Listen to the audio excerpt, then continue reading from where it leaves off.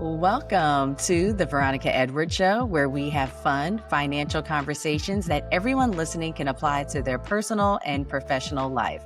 I'm your host, Veronica Edwards, CPA, and today we are back, season 6, completely independent and sponsored by my business, Balance Virtually, LLC, that provides accounting and consulting services. So as always, I want to thank the V team.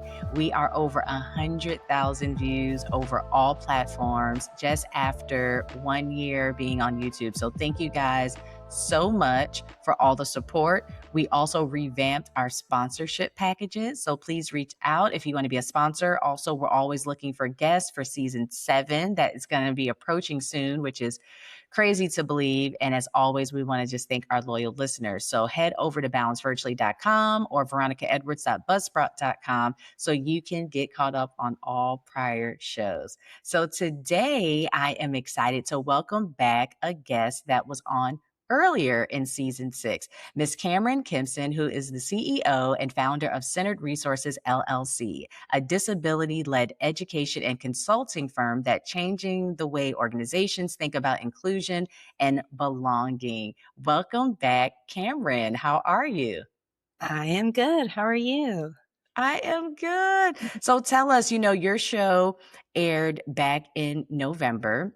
Mhm. And I'm going to encourage those watching now to go back so they can learn more about your background, the creation of your business centered resources. And because of how great of the feedback that we received from your show, I was like, Cameron, you got to come back on so we can dig a little deeper into what true accessibility means for small business owners. But before we get into access, if you can just give us a little brief bio, quick little elevator pitch about centered resources before we really jump into today's show. Yeah, gladly. So, first of all, thank you for having me back. It was such a pleasure to be here before and always appreciate being with you, Veronica. So, thanks for having me here. So Centered Resources was founded as a way to support organizations, businesses, state agencies who really are looking to rethink the way that they are either engaging in programming or product services by centering that voice of lived experience and making sure that what we are offering as a business is truly inclusive and accessible for people from a variety of lifestyles, right? A variety of Mm-hmm. populations. So our goal is we do some educational programming with people with disabilities and families around advocacy education, leadership development. But we also consult directly to businesses and organizations who are really looking at that potential for growth and inclusion and thinking about what about our business practices really could be tweaked or enhanced in order to be more accessible for people. Yes. And Cameron, just a little bit about you. You're from Asheville, correct? Which we don't find a lot of people from Asheville. I know I am. I'm a native of Nashville and have been in the disabilities world for about 35 years, which Wow. I know, I can't believe that. And live on a little homestead out in the southern end of the county, and just really enjoy being a part of the mountains. I don't think I could ever leave the mountains of Western North Carolina. I know. We always go back and forth, my husband and I, because we're already thinking about retirement. Like, do we Mhm. want to retire in the mountains? Do we want to retire by the beach? And it's hard, especially this time of the year. We're recording this May 19th, which is the day before my son's birthday and our Universal trip. And it's hot in Orlando. And it was hot yesterday in Asheville. And we're spoiled with no humidity. I'm like, I think the older I get with these hot flashes, I think I'm going to stay in the mountains. Yeah, that's So, yeah. So, Karen, let's jump into access. I interesting. think when most people hear access, we think Americans with Disabilities Act, ADA and ramps and elevators and all this stuff. But let's talk about what it truly means from a definition. So, let's start there, Cameron. Can you define what access means?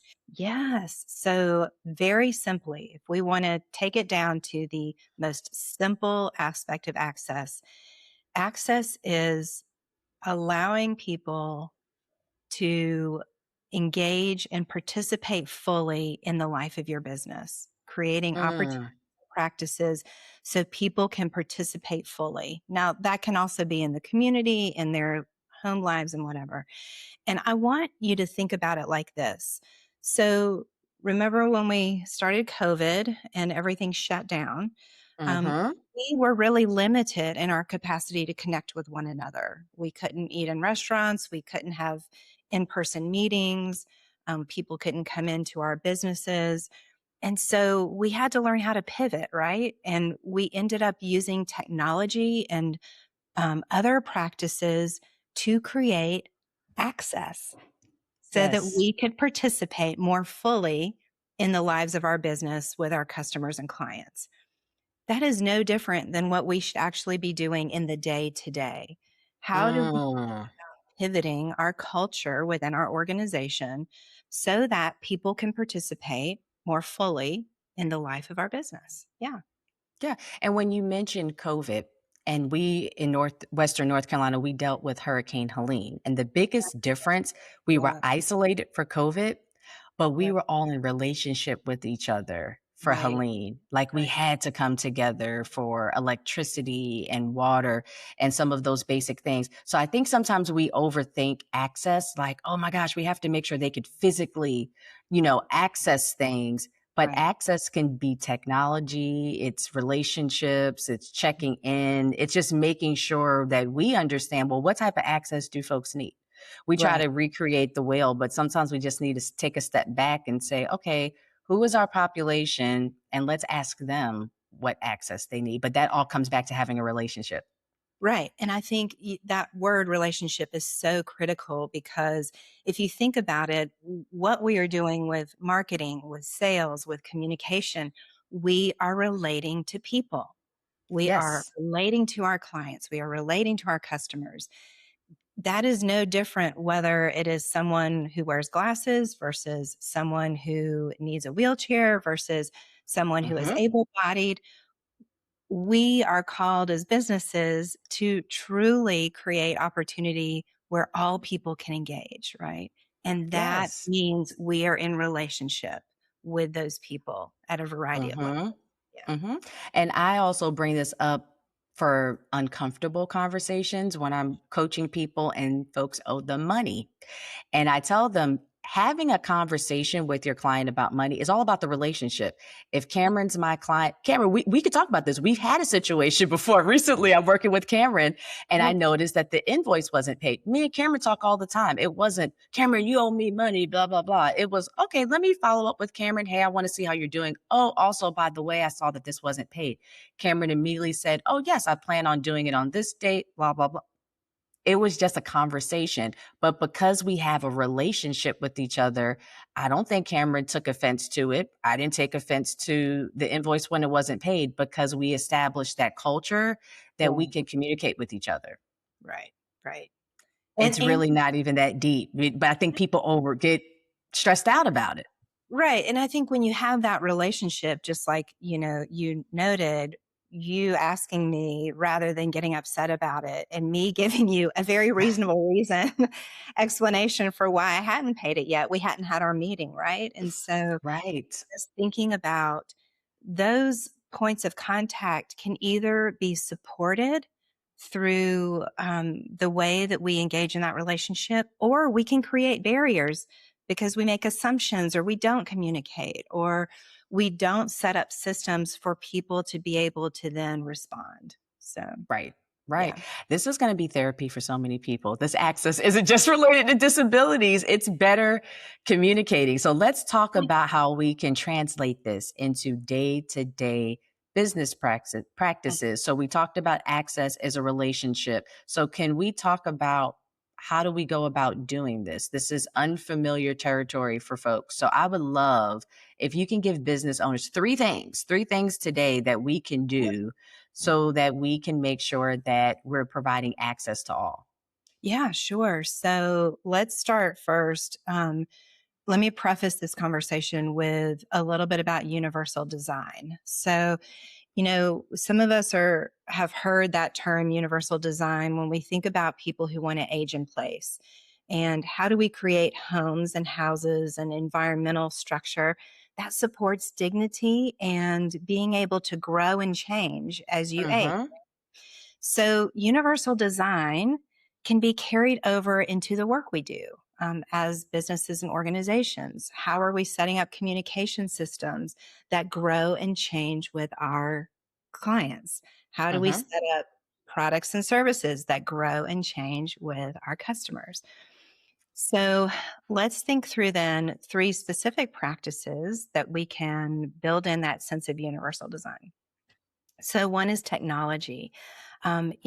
Technology today has a lot of accessibility features, and yet we're not turning those on and we're not using those as a part of what we have to offer as businesses. So, the first encouragement that I provide businesses and organizations is turn on your accessibility features for your website, for your PowerPoint presentations, for on your devices. Look at software that enhances accessibility of what you're doing virtually.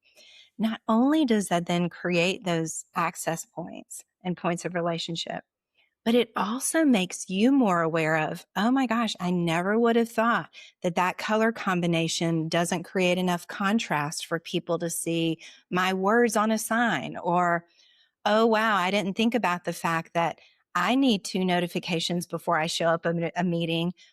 My clients may need two notifications before they show up at a meeting, right? And so, Yes. yeah, so I think having those features available to us, but not using them, we're really missing the boat. I So, was just going to ask you, what's accessibility features? But just like you mentioned, colors of things, reminders. Oh, okay, that's good to right, know. the size of the font. Seriously, I will encourage you, Veronica, when you're done today, turn on Yes. accessibility features on your phone or on your computer and just see what happens. Like Does it explore. say that accessibility features, or do you Yeah, go somewhere? It if actually says that. if you look for the word accessibility in your settings, there will be accessibility features you can turn on. Mhm. Learn something new today. I will do that as soon as we get off of this call. Yes. And there are, we talk about the difference between compliance and culture. There are compliance measures in place. For example, our websites have to meet a certain level of compliance in order to be considered accessible. So compliance measures are important because they set the bar and Mhm. they create this necessity for accessibility. But what we really want is to build it into the culture so that it just comes naturally and proactively so that people don't have to request it. It's just there. It's Mhm. just, I Mhm. don't want to have to stop a meeting and say, oh my gosh, I even have my glasses on and I can't read your document because you've got it in 8-point font on the I screen. say it all the time. Yes, or sometimes there's options to hear the audio version, Right. of certain things that are written. So, ooh, okay, so technology is a big rock. That's number 1. Okay. Technology is number one. Number two, and this is my freebie, language. Ooh. Language is so critical, not only to how we communicate about our business, but how people receive information about our business. And Mhm. we often forget because we're in our industry silos. We often forget that people don't necessarily know the language of our industry or the jargon of our industry, or perhaps you're using acronyms and not telling me what those acronyms mean. Oh my And gosh, Cameron, I just got to say this, in the education world, I'm married to an educator, parents, family. yeah, They have so many acronyms. I don't know what they're talking about. So I'm glad that you said language. We just assume sometimes, because we're so into our work, that everybody knows what generally accepted accounting principles mean. No, not so much. Like, you have to explain it. right, right. So thinking about language, and the other piece on language is marketing, trendy marketing words. Like those sound beautiful and sexy and all the good things. But if you want me to be grounded in understanding what your business or your products are about, I need you to use what we call plain language. I need you to use language that we would have in a conversation that I can understand and that's concrete. Because if you're using all of this other language that is beyond me, or makes me feel unwelcome because I don't understand it, I'm not going to be a part of your business, right? Right. So the other piece about language, again, freebie, does not cost a thing. Make sure that your language aligns with your actions. Yes. And here's a good example of that. So I went to consult with a church. I walked up and they had this beautiful banner out front that said, "All are welcome." And, Yes. of course, being a consultant on inclusion and access, I was like, yay. Then, juxtaposed, interestingly, right in front of that was a handmade sign they had put on a parking space. And that sign said, "Seniors and handicapped." And Oh, my first reaction then, was a little flinch of, they're still using language handicapped, which is no longer really acceptable in our disability world. I didn't know that, Cameron. We don't say handicap. Handicapped has been out for a long time. So What do we say? we say disabled or people with disabilities or Yes. disabled. So for someone who has a sister with mobility issues, um, thinking about, okay, we don't use the word handicapped, and you have this sign though that says all are welcome. Seeing that word handicap doesn't make me feel welcome, right? Um, Right. and the parking space was not at a place where there was a curb cut.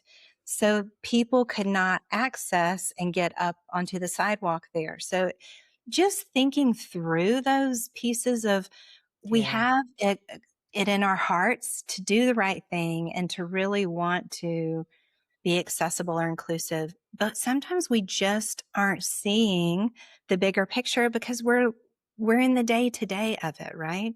Which Mm-hmm. brings me to my third point, and that is, think about hiring a consultant with lived disability experience, Mm-hmm. or asking an employee. Maybe you have an employee who has lived disability experience. For example, someone who has a vision impairment and wears glasses, someone who does have mobility challenges but may not use a wheelchair. Right. Accessing people who can tell you where their pain points are in relating to your business, or where there are barriers that they can't understand something or communicate with you.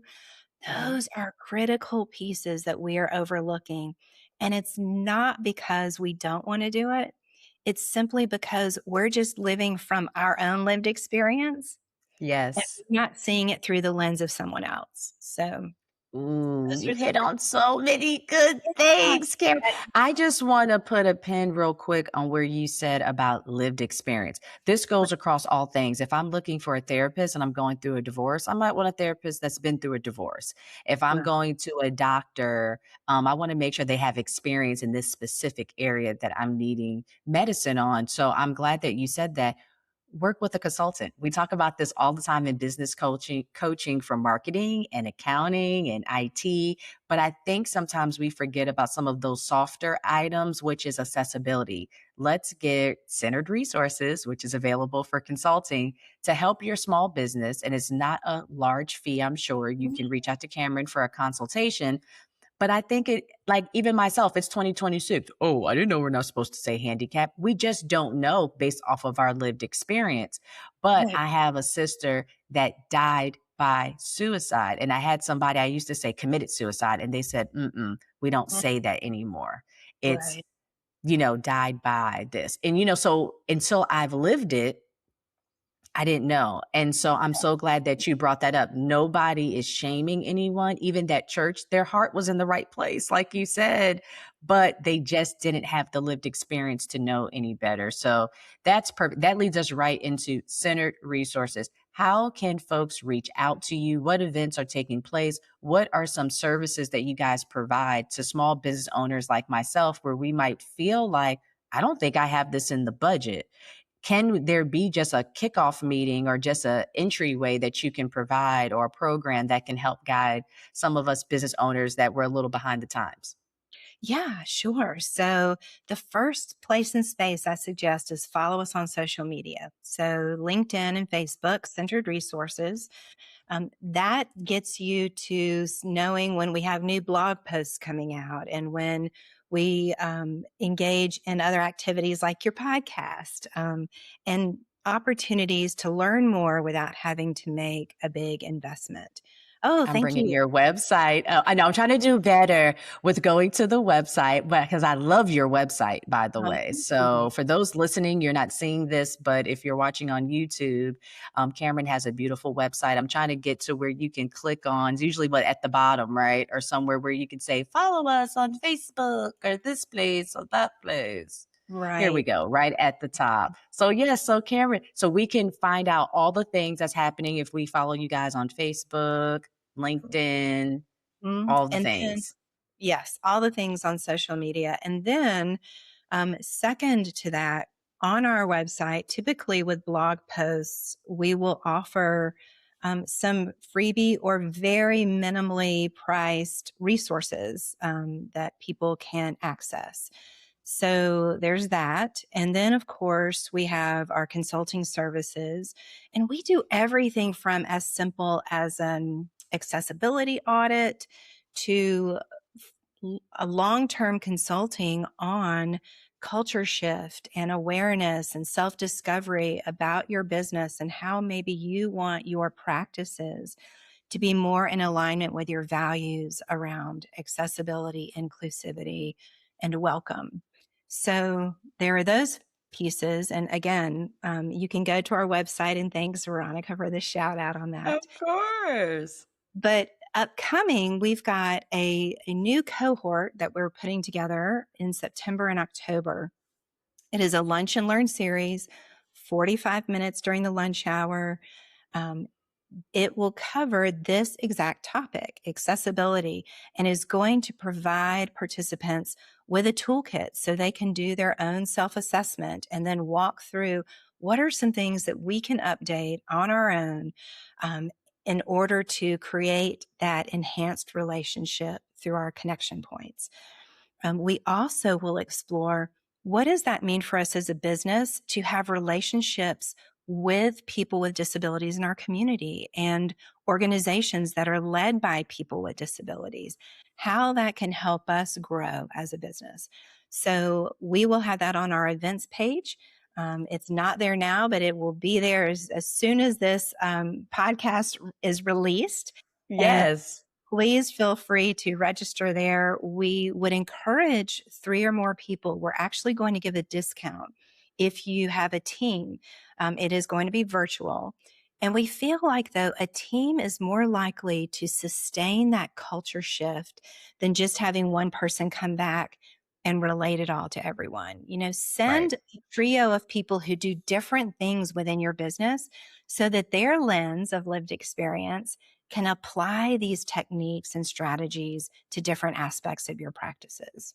Yeah. Wonderful. That's so exciting, Mhm. Cameron. I'm definitely going to sign up. I know I can learn from that. I love that it's virtual. I love that access that you're providing us. Because sometimes I do have some barriers when it comes to responsibilities being a mommy and just with work. So thank you so much for having that. And Cameron, we're already to the end of our conversation today. And I just want to thank you so much for the work that you're doing.